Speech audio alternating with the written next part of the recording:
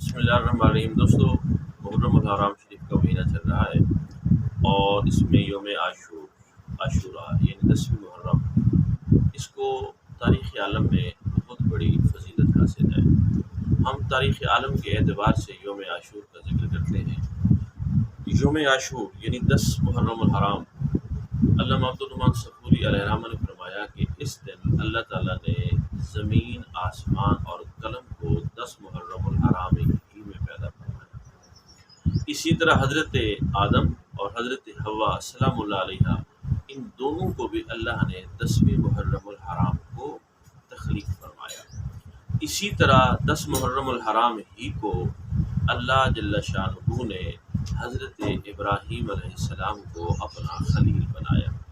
اور اسی طرح محرم شریف کی 10 تاریخ کو ہی اللہ تعالیٰ نے حضرت یعقوب کو 40 سال کے بعد حضرت یوسف علیہ السلام کے ساتھ ملایا، اور حضرت نوح علیہ السلام کو بھی اللہ تعالیٰ نے 10ویں محرم کے دن میں ہی ان کی کشتی کو جودی پہاڑ پہ ٹھہرایا۔ اسی طرح اللہ تعالیٰ نے حضرت ایوب علیہ السلام کو بھی اسی 10 محرم الحرام کے دن ہی ایک بیماری سے، ایک آزمائش سے نجات عطا فرمائی۔ اسی طرح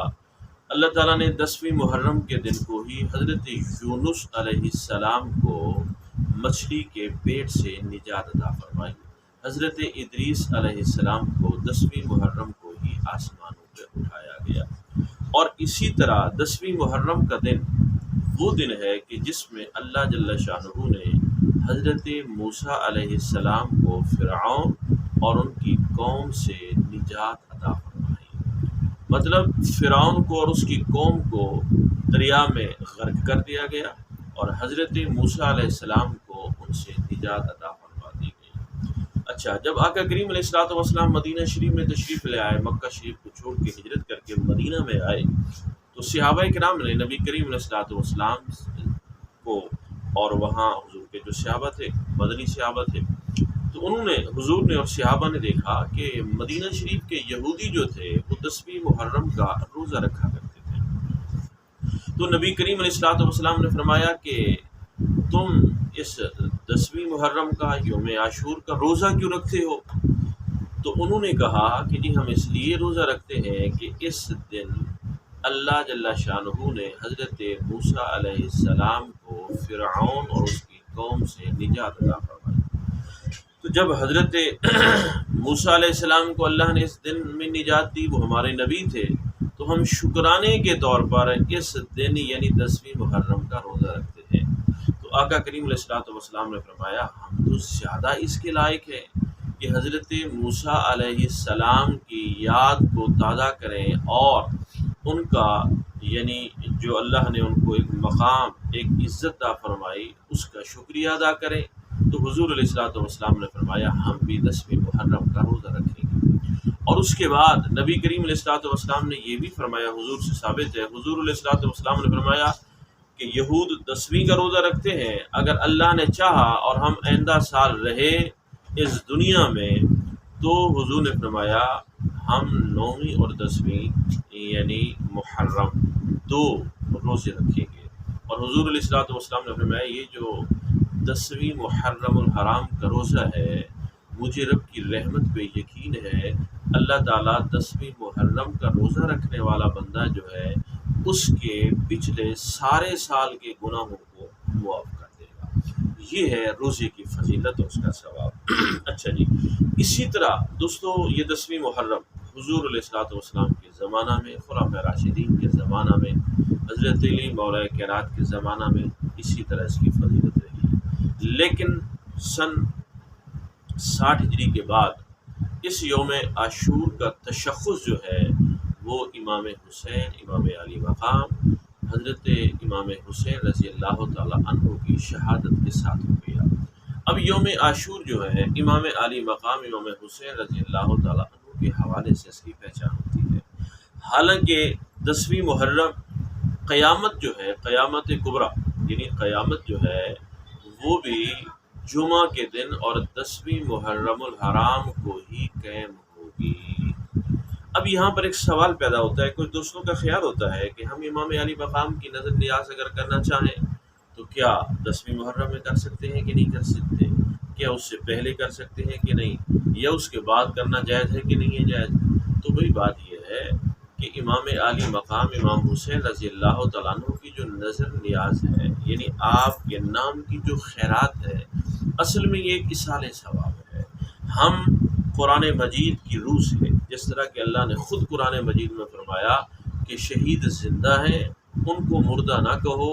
اور ان کے بارے میں مردہ گمان بھی نہ کرو، کیونکہ وہ زندہ ہیں اور ان کو اللہ رزق دیتا ہے۔ یہ قرآن مجید کے میں آپ کو مفہوم عرض کر رہا ہوں آیات کا۔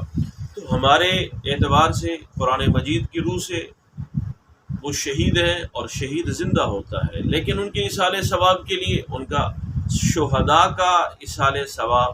اور شہداء کی شہادت کے بعد ان کے لیے صدقہ و خیرات کرنا، ان کے فضائل کو بیان کرنا، یہ نبی کریم علیہ الصلوۃ والسلام کی باقاعدہ سنت مبارکہ سے ثابت ہے۔ اب رہی یہ بات کہ امام علی مقام کی نظر نیاز کب کریں، تو بات یہ ہے دوستو کہ 10ویں محرم سے پہلے بھی اگر کوئی پورا سال امام علی مقام کے نام کی خیرات کرنا چاہ رہا ہے تو وہ بالکل جائز ہے، اور اگر امام علی مقام کے نام کی خیرات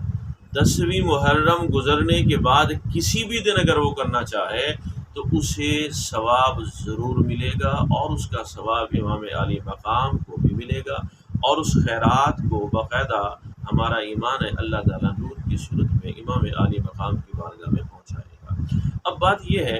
کہ یہ جو خیرات ہم کرتے ہیں تو یہ ہم اپنے دماغ سے نکال دیں کہ اس خیرات کا امام علی مقام کو کسی طریقے سے کوئی حاجت یا ضرورت ہے۔ یہ جو ہم اہل بیت کے لیے خیرات کریں گے یا نظر نیاز پیش کریں گے تو اصل میں ہم اپنی نسبت غلامی کو پختہ کر رہے ہیں، ہم امام علی مقام کے ساتھ اپنی نسبت محبت اور مودت کو پختہ کرنے جا رہے ہیں۔ تو ہمارا ایمان ہے کہ جو بندہ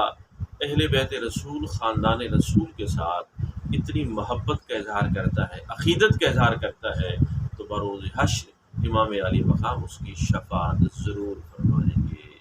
اور دوستو یوم عاشور اس کو اس حوالے سے منانا چاہیے